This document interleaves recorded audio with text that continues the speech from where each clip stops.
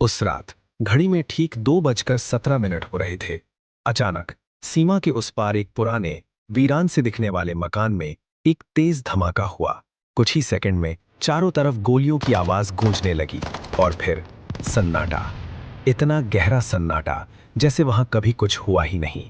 लेकिन उस रात जो हुआ उसने सिर्फ एक इमारत को नहीं बल्कि एक पूरे आतंकी नेटवर्क को खत्म कर दिया था। सबसे हैरान करने वाली बात यह थी कि उस ऑपरेशन का हीरो कोई सैनिक नहीं था। वो था एक ऐसा आदमी जो पिछले 5 सालों से दुश्मनों के बीच उनकी तरह जी रहा था। उसका असली नाम क्या था कोई नहीं जानता, लेकिन खुफिया फाइलों में उसे एक नाम दिया गया था, अर्जुन। भारत के एक छोटे से शहर में जन्मा अर्जुन दिखने में बिल्कुल एक आम लड़का था, लेकिन उसकी सोच, उसके सपने और उसका नजरिया बिल्कुल आम नहीं था। जहां उसके दोस्त इंजीनियर, डॉक्टर बनने के सपने देखते थे, वहीं अर्जुन को हमेशा से देश की सेवा करने का जुनून था। ये कोई अचानक आया विचार नहीं था, बल्कि बचपन से ही जब वो टीवी पर देश की सुरक्षा से जुड़ी खबरें देखता या जब वो शहीद सैनिकों की कहानियां सुनता तो उसके अंदर कुछ बदल जाता था। वो सिर्फ सुनता नहीं था, वो महसूस करता था।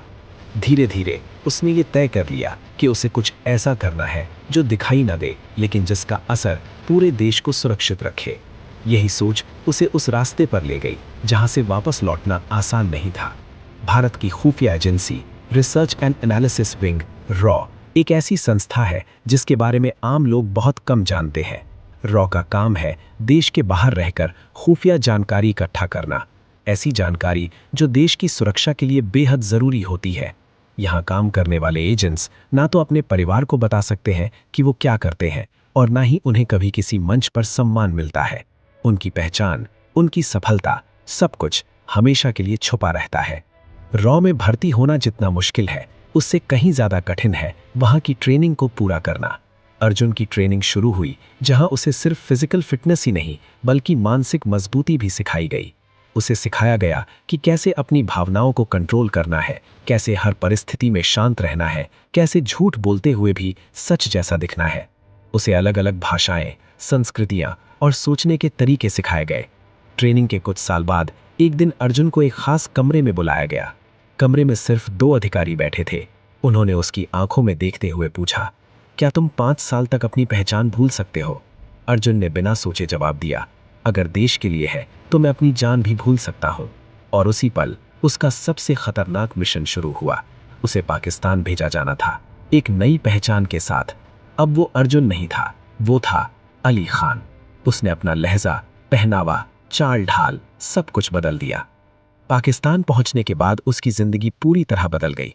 अब वो अकेला था, हर इंसान उसके लिए एक शक था, हर गलती उसकी मौत बन सकती थी। शुरुआत में उसे छोटे छोटे काम दिए गए, लेकिन असली चुनौती अभी बाकी थी। कुछ महीनों बाद उसे एक बड़े आतंकी नेटवर्क के करीब जाने का मौका मिला। उसने धीरे धीरे उनका भरोसा जीत लिया, उनके साथ बैठा, खाया और उनकी हर बात को ध्यान से समझा। लेकिन हर दिन एक नई परीक्षा थी। एक दिन एक आतंकी ने उससे पूछा, अगर तुम हम में से हो तो सबूत दो।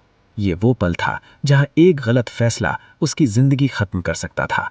अर्जुन ने एक नकली मिशन प्लान किया और अपनी एक्टिंग से सबको यकीन दिला दिया।